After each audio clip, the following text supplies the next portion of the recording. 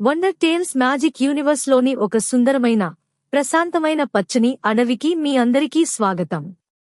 ఇక్కడ పక్షులు మధురమైన రాగాలను ఆలపిస్తాయి, నదులు కలకలలాడుతూ కొండలపైనుండి కిందకు ప్రవహిస్తుంటాయి.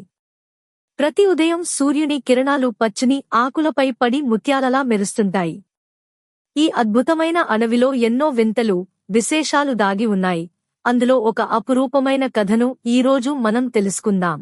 ఆ అడవి నడిబొడ్డున ఎంతో ఆశ్చర్యకరమైన ఒక మాయా వృక్షం ఉండేది.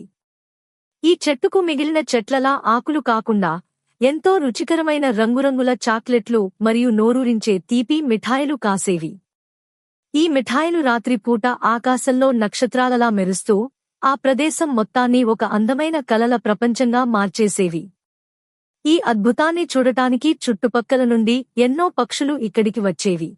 ఈ మాయా చెట్టు కింద చింటూ అనే ఒక బొజ్జి ఉడత మరియు గులు అనే ఒక చిన్న అందమైన జింక ఎంతో స్నేహంగా నివసించేవి.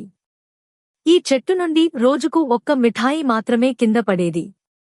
ఆ రెండు స్నేహితులు ఆ మిఠాయిని ఎంతో సంతోషంగా సమానంగా పంచుకుని ప్రకృతి ప్రసాదించిన ఆ తీపిని ఆస్వాదిస్తూ కాలం గడిపేవి. వాటి మధ్య ఉన్న ప్రేమను చూసి ఆ మాయా వృక్షం కూడా ఎంతో ఆనందించేది.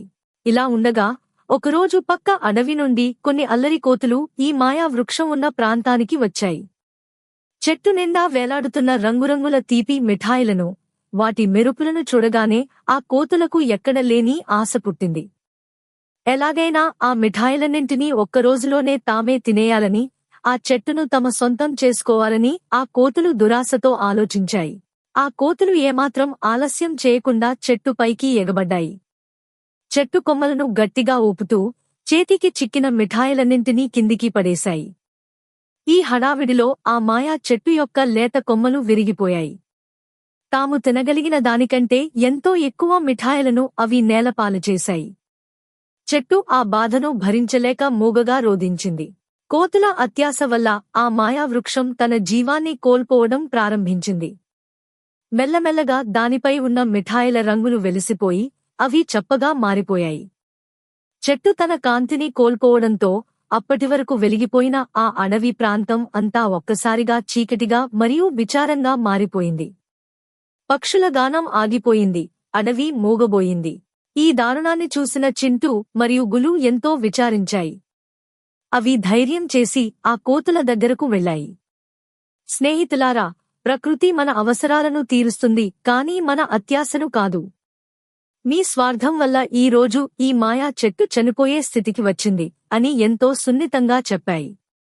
చప్పగా మారిన మిఠాయిలను చూసి కోతులు తమ తప్పును తెలుసుకున్నాయి.